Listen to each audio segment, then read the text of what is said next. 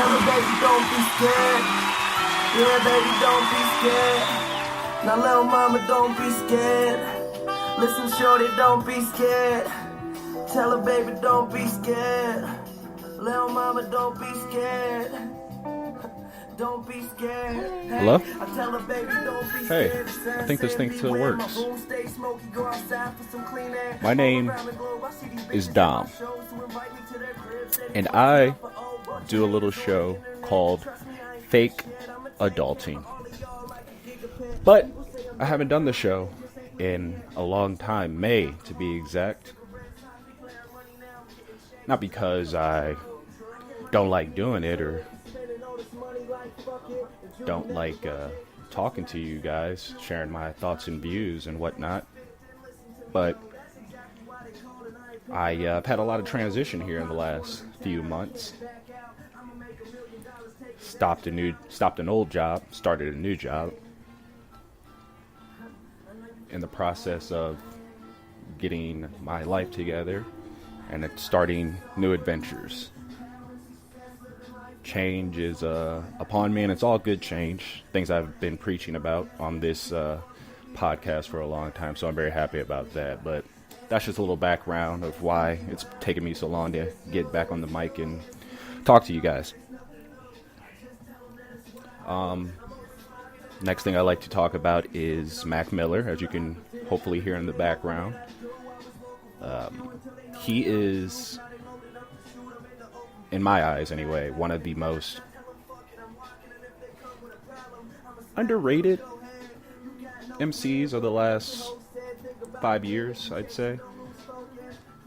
I think everyone liked Mac Miller. I think everyone respected him. But it just warmed my heart to see all the love and, you know, everything that's happened since he's passed, all the love that's come out. He has 7 of his albums and mixtapes on the Billboard Hot 100 right now, which happens a lot when artists die. This one hit me hard. Full disclosure, I'm a huge Jay-Z fan. I think he's the best. But Mac Miller, I felt like I grew up with him because of the impact he had when I was in college. His songs were great.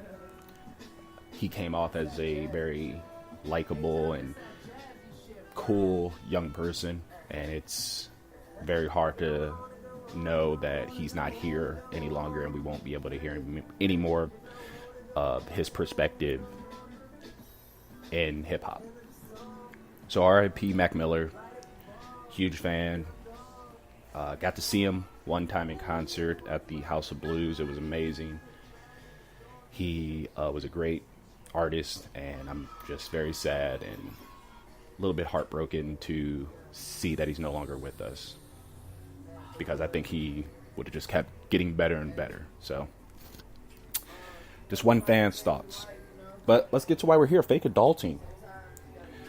One of the reasons I started this podcast is because I just wanted to talk to people on my own terms and get my thoughts and processes out. And I've gotten notes and things like that. And for the people who do listen, thank you. Tell a friend.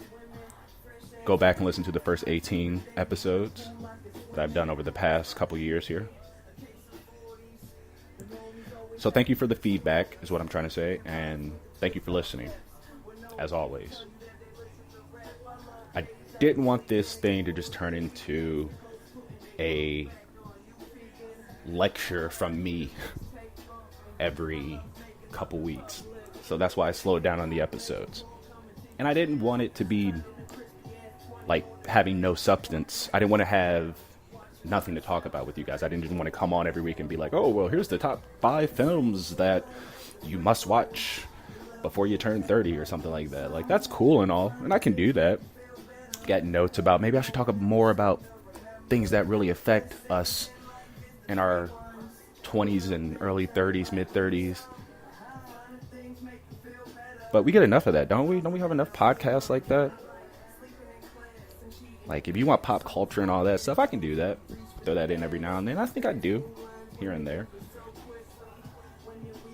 But I just wanted this podcast to be a little more substantial. I want to talk about things that I deal with, and hopefully other people are dealing with, and they take a liking to the show, and they understand where I'm coming from, and just go from there.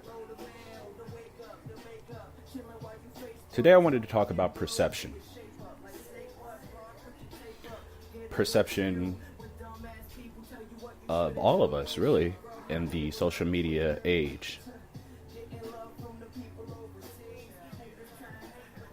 I've been studying social media as of late. And there's people on there that like to talk a lot, have something to say every hour. There's some people who don't like to talk at all, just have it because their friends have it and they just feel like they need to have one, or they snoop on people or something. I don't know.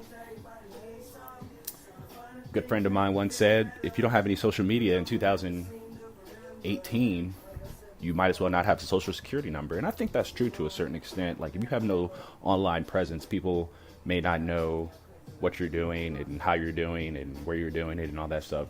But I don't think that's such a bad thing.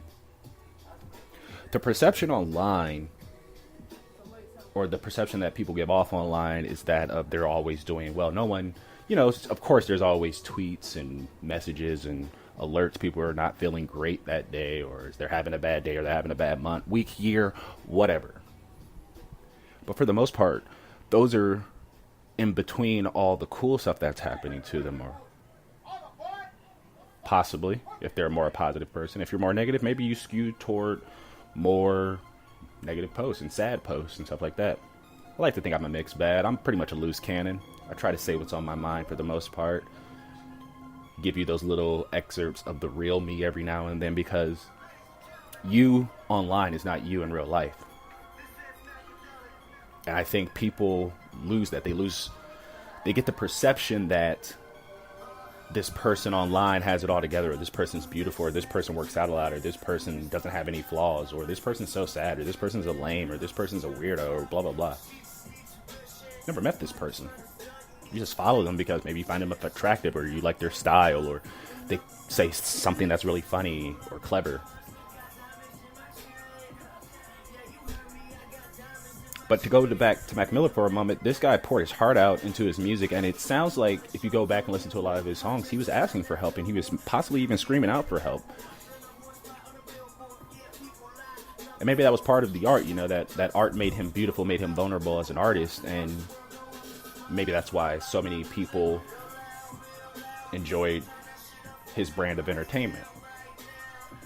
But at the same time, the perception was, this guy's rich and he's young and he's having fun and he's dating these beautiful women and doing all this crazy stuff and he's just living like a young man. That was the perception. But if you go back and listen to a lot of his songs, it sounds like he was dealing with a lot of issues that we couldn't see and maybe we ignored because, just keep making the songs and you want to hear that sad shit, you want to turn up.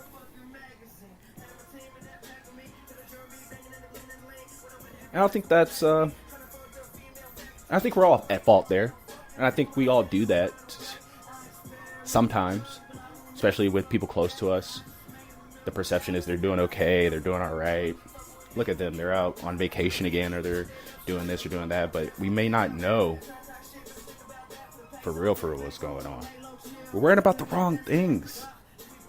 We're worrying about living lives that maybe we can't live right now because of certain situations we're in. Don't let the perception of something corrupt your whole mind that you can't see the reality in it, I guess is what I'm saying. And it's not always going to be right there in your face. It's going to be stuff you can't see. It's going to be the things that you and your friend talk about that doesn't seem like them that day. And you're just going to say, hey, it's just maybe an off day and maybe they'll bounce back. But maybe they've been dealing with this for a while and they can't bounce back. And they're scared to say something because they don't want you to look at them any different. That perception they put out there of themselves, they want to look strong, or they want you to think of them as the funny guy or the funny girl, or they just, want to keep that positive facade going, but deep down, you may not know what's going on. Two things can be true. Look at Bill Cosby. Great comedian, actor for years. contributed to many charities and donated his time and money to the city of Philadelphia and Temple University and things of that nature. But he was not the person we thought he was all those years. The perception of Bill Cosby was he's funny, he's a good guy, he sells Jell-O. We love him. Didn't think Bill Cosby had a bad bone in his body. And then slowly but surely more and more women start coming out saying that he slips things in their drink and they wake up with no knowledge of what's happening, and it seems that they've been sexually assaulted by this man. And now Bill Cosby's a monster. We were all blinded by the perception that this guy just wants to tell jokes and sell us pudding pops. And nobody wanted to see the darker side of this man. His closest friends and family members, and no one ever said anything.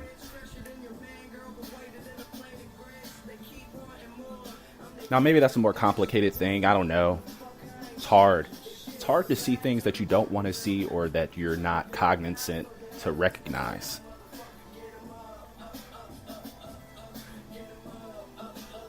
Don't let social media control your life. Don't let your friends control your life. Don't let your family control your life. You don't like something, change it. I say it all the time. And I have to remember that even when things are going bad for me. And I've come on here and I've talked about a lot of bad things about myself a lot. But right now I'm in a good spot. I'm in a good place. Things can always be better, of course. But relatively, things are moving in a positive direction. And for the first time in quite a long time, I'm pretty excited about the new things that are happening in my life.